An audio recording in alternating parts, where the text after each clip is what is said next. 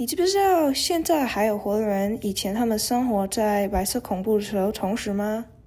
当然有，在我的记忆来说，其实它并不是一个很明显的记忆，因为那时候我们并没有经过说什么真正恐怖的事情。但是我认为，其实真的是一个不是身体上的控制，而是一种精神上的控制，是想要让台湾人不能够当台湾人。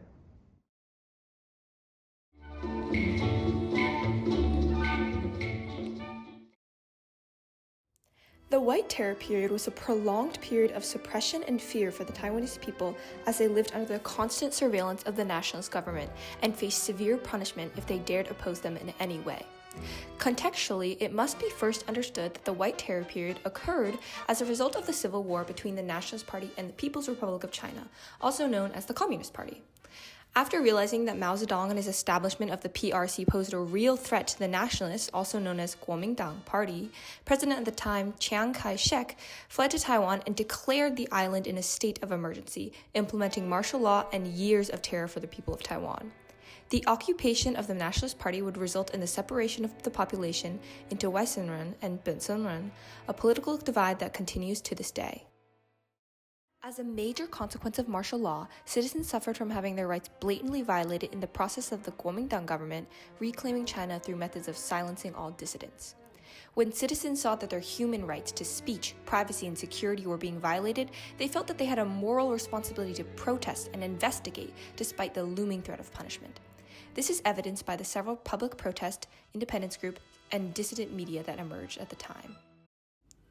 Incident 228 occurred slightly before martial law was implemented in the year 1949 and serves as a definitive moment in Taiwanese history and the beginning of the White Terror period. The story goes as follows. Taiwan's resources were being constantly drained from the war, and as tensions between Bensenren and Weisenren grew, the nationalist occupation became more and more unsavory to the Taiwanese. Taiwan became a bomb just waiting to go off. And explode it did, when on February 28, 1948, a cigarette vendor was arrested, leading to a large-scale protest of the nationalist government and President Kai-shek.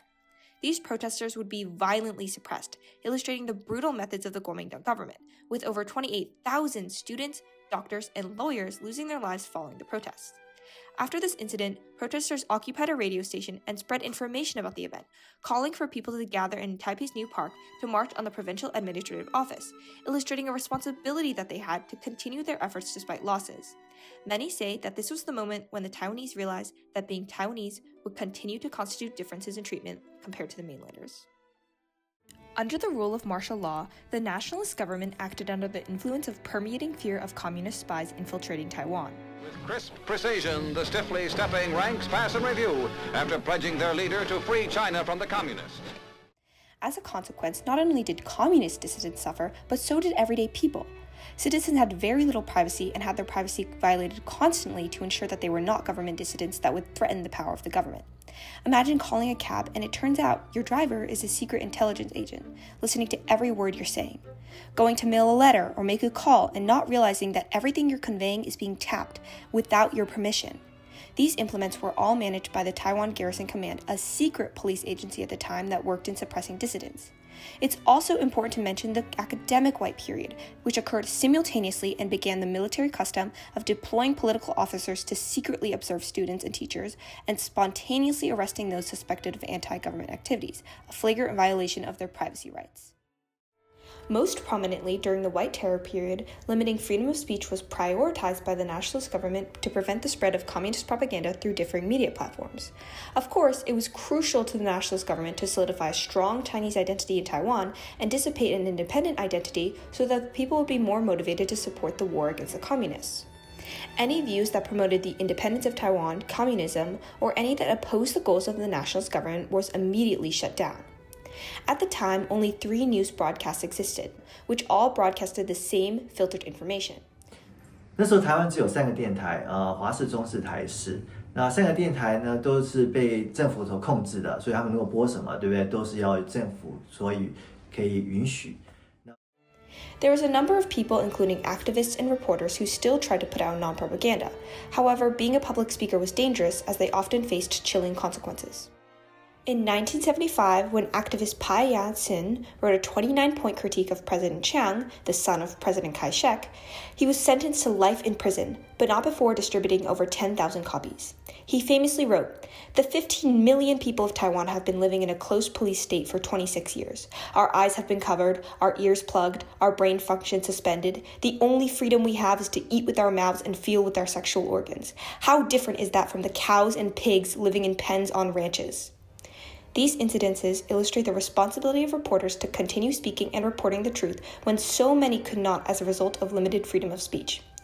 Being stripped from the right to freedom of speech created a major issue because it both heavily discouraged people from speaking up, which then prevented people from knowing anything other than government propaganda, perpetuating a terrifying rule in which nobody knew what was truth or fabricated. Living during the White Terror period, there were no rights to individual security, and people lived in constant fear of being punished since the definitions of what constituted detainment within martial law were so unclear, many people went to jail for reasons that they still did not understand once they got out. This constant fear only strengthened the nationalist regime. Many offenses were punishable by death, which included disrupting the money market, strikes by workers or traders that disrupted public order, disrupting the supply of water, electricity, or gas, and engaging in treason. However, treason at this time ranged from writing one unsavory review about President Kai-shek to acting as spies for the communist government. Citizens also felt no security in being properly protected from being unfairly tried. Since martial law entails a military government and therefore military court, evidence could be allowed to only consist of confessions, which were often extracted. And prisoners were only allowed to see a lawyer after indictments had already been made against them. This lack of a right to security overall made it extremely difficult for citizens to prove their innocence and proved an unfair trying system, meaning many innocent people ended up imprisoned. Finally, perhaps the most horrific violation of rights that can be observed during the White Terror period are the human rights protecting against torture that many lacked at the time.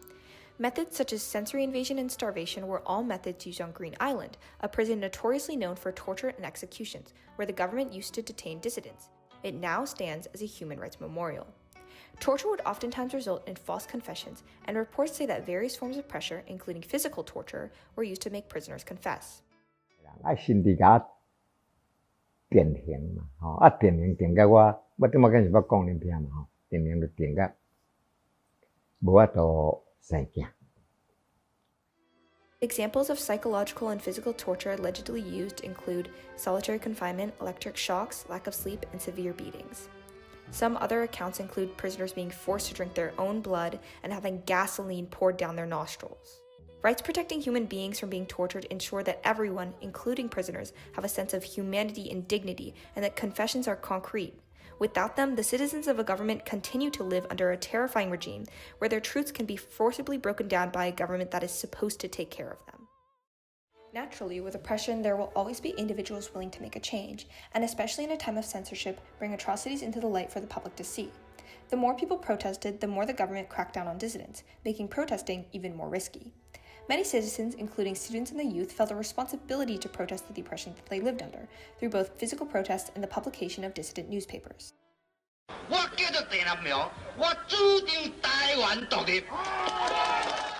Despite the fact that dissidents faced brutal punishments, many of them were willing to bear this heavy responsibility and form independence groups and march in public protests, as many Taiwanese worked to build their own political party to stand against the Republic of China. One particularly important example to mention is the Kaohsiung incident, also known as the Formosa incident. Formosa magazine, having viewed the government's actions in exiling, blackmailing, and executing Taiwanese individuals, sought to prepare a rally in celebration of National Human Rights Day in 1979. They tried several times to gain permission to assemble, with all their efforts being denied. Regardless, they decided to go on with the protest. This incident would leave rippling effects as the first planned civil movement in Taiwanese history, resulting in a wave of people who started to care more about Taiwanese politics and the eventual formation of the Taiwan Democratic Party. Currently, many people still bear responsibility to ensure that the White Terror period is not erased from Taiwanese history, as a culture of silence and shame it has caused has created an environment in which it must actively be remembered to ensure it can never happen again. Education-wise, at least through the 1980s through the 1990s, none of martial law was taught to students in Taiwan, and a large part of history has been lost due to censorship, which is why it is so much more essential that people continue to take responsibility and never forget the White Terror period in Taiwan. We must honor this, for the people who not only lost jobs, their property, their family, and their dignities, but also for the people who lost their lives and their stories, and the promise that they do not deserve to lose their history and everything they fought for as well.